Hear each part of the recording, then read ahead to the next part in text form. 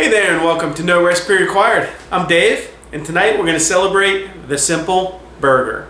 Burgers, they come in all kinds of shapes and sizes. You can go thin, you can go thick, you can use different meats. It doesn't have to be just ground beef, and they're all quite tasty. I'm going to do a simple burger for you, show you some of the errors people commonly make and some of the things to definitely do. And then along with that burger, I'm going to make some steak fries. I got some russet potatoes. We're going to go do those big, thick, massive fries. They taste really great. We're going to do them right on the stovetop. No reason you can't do them at home. Let's go ahead and get started. Okay, let's go ahead and get started on our steak fries. I've got a potato here. I'm using a russet potato, and I'm going to leave the skin on. You don't have to, but my wife told me to leave the skin on, and obviously I always do what my wife says. So what we're going to do, we're going to make, fry shapes out of it, right? So we've got a round potato. We've got to cut planks for our fries. Easiest thing I find to do is actually make one plank, and you want them, about an inch thick in the middle. Then go ahead and make another one. And remember, you're cutting a thickness about equal to the thickness you want your fries at. To get this last one, I actually, rather than kind of holding the short side, flip it around. Hold this bigger side, and then we're going to take one more plank off. And then once we've got our planks, we just go right down, and we make our French fries. And yeah, they're not all going to be the same size, right? Obviously, like this is much bigger than this, but that's going to be part of the rustic charm of the fries that we're doing here, the homemade fries. So I'm going to finish cutting up these fries. I'm going to do 2 potatoes because they're such huge fries. We're just going to do 2 potatoes for the 2 of us. But obviously you can do more, you can do less. It's all the same recipe. Once we get our fries cut, I just drop them into a bowl of ice cold water, and you can let them sit here for an hour, 2 hours. Again, something you can do ahead of time easily. You don't want to skip the step. You want to let them soak for at least 15 minutes because that's going to reduce a lot of the, or pull out a lot of the starch, which you don't really want in the potatoes. And maybe change the water once or twice. I'm just going to let these rest, then we'll come back when it's time to cook them.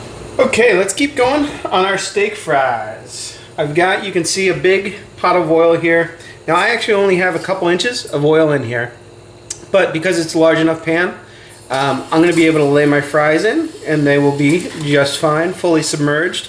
That is important. The oil at this point is about 300 degrees, anywhere around there. You want to be over 300, but certainly not above 325. You're going to lay the fries in. You want to make sure you've dried them thoroughly on a nice clean tea towel. Get all the water off. Oil and water don't mix. So after I dropped my my French fries on our first fry here, I want to try and regulate the temperature so they're not browning. I just want to get a kind of a nice doneness on these fries. Every once in a while, just come in, give them a quick stir, and make sure they're not sticking. And we're going to remove them. Let them just dry on a paper towel before they're browned. Once we're ready to do our second fry, we're going to turn the heat up closer to 400 degrees, come back and get that nice crispiness on the fry. Okay, after about 7-8 minutes, we're going to pull our fries out, and they are, they're not brown. There's just maybe a little bit of brownness starting on the edges, but that's not, like I said, what we're looking to get. We just want to cook them through, and I'm going to set them on a paper towel here to drain. And they can sit around for, half an hour, 45 minutes while we do another batch, which is exactly what I'm going to do. And get them all kind of par cooked like this.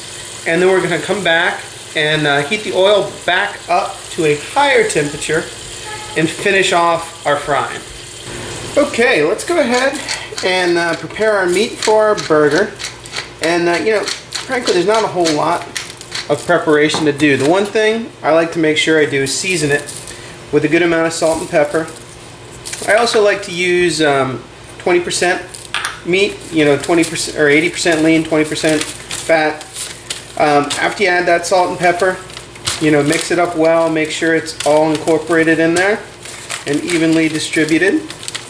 And then, you know, lots of theories on patties, thick, thin, however you want to do it, I think is totally fine with me. I actually got to say, I probably go medium.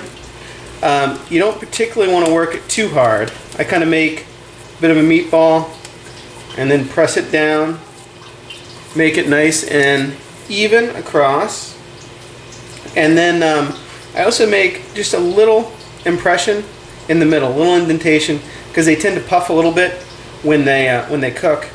And so by doing that, you'll get a nice flat patty.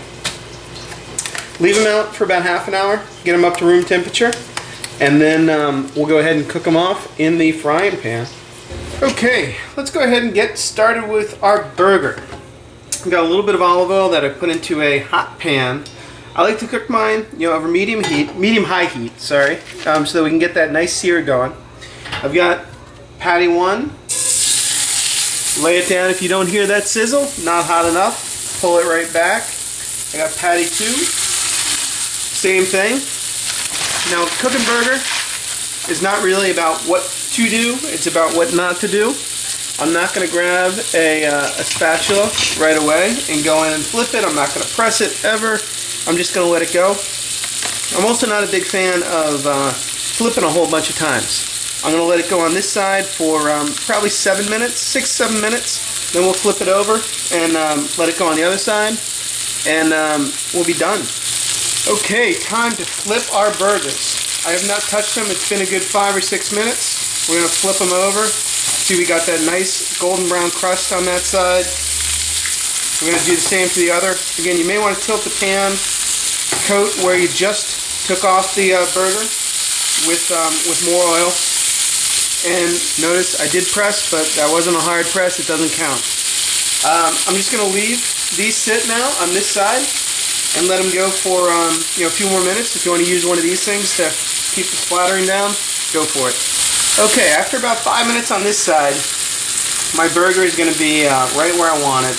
You know, I'm looking for a little bit medium, maybe a medium well. And I happen to be making a little cheddar burger today. So we're going to throw a good amount of cheese on there. I'm going to turn the heat down a little bit, and then to make sure that cheese melts, we're going to cap it with just a little aluminum bowl, and that's essentially going to make a little oven in there, melt the cheese perfectly. Okay, so time for my second fry on our French fries. We've got a again, same pot of oil. I never actually turned down the heat. Turned off the heat. I just turned it down, and now I've turned it back up. So we're approaching 400 degrees now, and I'm going to lay my fries back in, and these are going to crisp up in the oil that is now nice and hot. You want to try and be careful laying them down. Same, you know, rules apply about being careful with the hot oil. And I'm going to let these go for probably, again, 5, 6, 7 minutes. Really, the test here is going to be a nice golden brown color and good crispy edges. Okay, once our fries are nice and golden brown, we want to pull them out and go into an aluminum bowl, or any bowl you want, and we're going to immediately season them with salt and pepper. Okay, after just a few minutes underneath our tent, our cheese is going to be perfectly melted. We're going to lift our burgers off and let them rest for just 2 minutes or so. Let the juices settle down before we serve them. Okay, so after just a minute's rest or so, you can serve up your burger and serve up our yummy little steak fries. These guys are absolutely awesome. Get them stacked up there. Remember that seasoning, salt, pepper, it's super important. Garnish it however you'd like, and there you go with the perfect burger. I'll see you next time on No Recipe Required.